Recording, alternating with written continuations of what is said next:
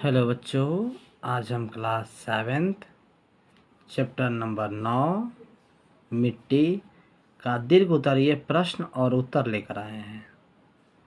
पहला सवाल है, मिट्टी के विभिन्न प्रकारों का वर्णन करें। इसका आंसर होगा, मिट्टी में उपस्थित कणों की आपेक्षिक मात्राओं तथा उनके आकारों के आधार पर मिट्टी को 3 प्रकारों में बांटा गया है। पहला रेतीली मिट्टी है। इस प्रकार की मिट्टी में बालू के कणों की मात्रा अधिक होती है। इनके कणों के आकार बड़े होते हैं। इनके बीच रंध्रावकाश भी बड़े बड़े होते हैं। दूसरा चिकनी मिट्टी है। इसके कण अत्यंत बारीक होते हैं। इनके बीच रंध्रावकाश काफ़ी कम होता है। इसके कारण इनमें जल धारण क्षमता अधिक होती है। चिकनी मिट्टी से सुंदर खिलौने, घड़े तथा सुराही बनाई जाती है। तीसरा नंबर है दोमट मिट्टी।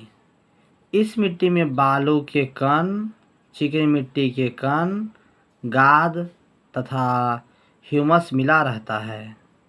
गाद नदी तथा तालाबों की तलों में निक्षेप के रूप में पाई जाती है।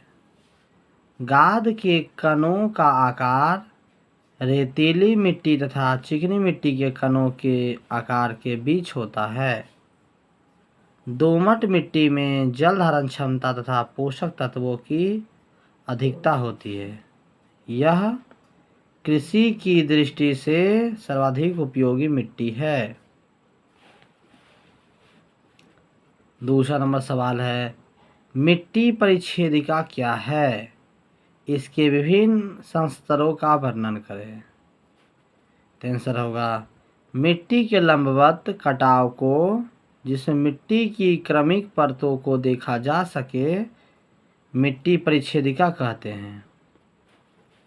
इसके प्रत्येक क्षैतिज स्तर को संस्तर कहते हैं। सामान्यतः मिट्टी परिच्छेदिका निम्नांकित 4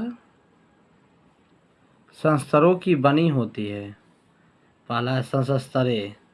यह मिट्टी की सबसे ऊपरी परत होती है।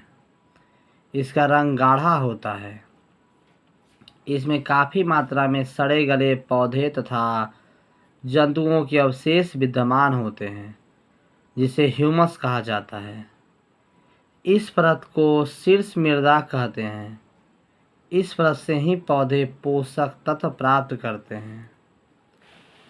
दूसरा नंबर है संस्तर बी। यह परत संस्तर ए के ठीक नीचे पाई जाती है। यह शीर्ष मृदा की अपेक्षा कठोर तथा सघन होती है। इस परत पर ह्यूमस की मात्रा कम पाई जाती है। इसमें खनिज लवण तथा लौह ऑक्साइड काफ़ी मात्रा में पाए जाते हैं। इस परत को संस्मृदा कहते हैं। तीसरा नंबर है संस्तर सी। यह परत संस्तर बी के ठीक नीचे पाई जाती है। यह स्तर चट्टानों के अपक्षरण से उत्पन्न छोटे छोटे टुकड़ों से बना होता है। इसमें जैविक पदार्थ नहीं पाए जाते हैं। इस स्तर में वर्षा जल के द्वारा रिसकर खनिज लवण संचित रहता है। इस स्तर को अवमृदा भी कहते हैं। चौथा नंबर है संस्तर डी। यह परत संस्तर सी के ठीक नीचे पाई जाती है। यह मूल चट्टानों का बना होता है। इसे आधार शैल भी कहा जाता है। तीसरा सवाल है, मिट्टी अपरदन क्या है? इसके विभिन्न कारकों का वर्णन करें। आंसर होगा, मिट्टी के क्षय अथवा कटाव को मिट्टी का अपरदन कहा जाता है। इसमें मिट्टी की उपजाऊ परत समाप्त हो जाती है। मिट्टी के अपरदन के निम्नलिखित कई कारक हैं। पहला है वनों की कटाई। दूसरा, वर्षा की तीव्रता, अवधि तथा वितरण। तीसरा है अनियंत्रित पशुचारण। चौथा है वायु का वेग एवं अवधि। और पांचवा है ढाल की मात्रा तथा उसकी लंबाई। चौथा सवाल है मिट्टी संरक्षण के लिए विभिन्न उपायों का वर्णन करें। आंसर है इसके निम्नलिखित उपाय हैं। पहला, बड़े पैमाने पर वनों की कटाई को रोकना चाहिए। दूसरा है अत्यधिक पशुचारण पर रोक लगाना चाहिए। तीसरा है पर्वतीय ढालू भूमि पर सीढ़ीनुमा खेती की जानी चाहिए ताकि जल का बहना रुककर उपजाऊ मिट्टी वहीं पड़ी रहे। चौथा है सड़कों के दोनों ओर वृक्ष लगाना चाहिए ताकि मिट्टी का अपरदन कम हो सके या बिल्कुल ही न हो सके। पांचवा नंबर है मैदानी क्षेत्रों में बहते जल को रोकने के लिए खेतों की मेड़बंदी करनी चाहिए। इससे मिट्टी अपरदन में कमी आती है।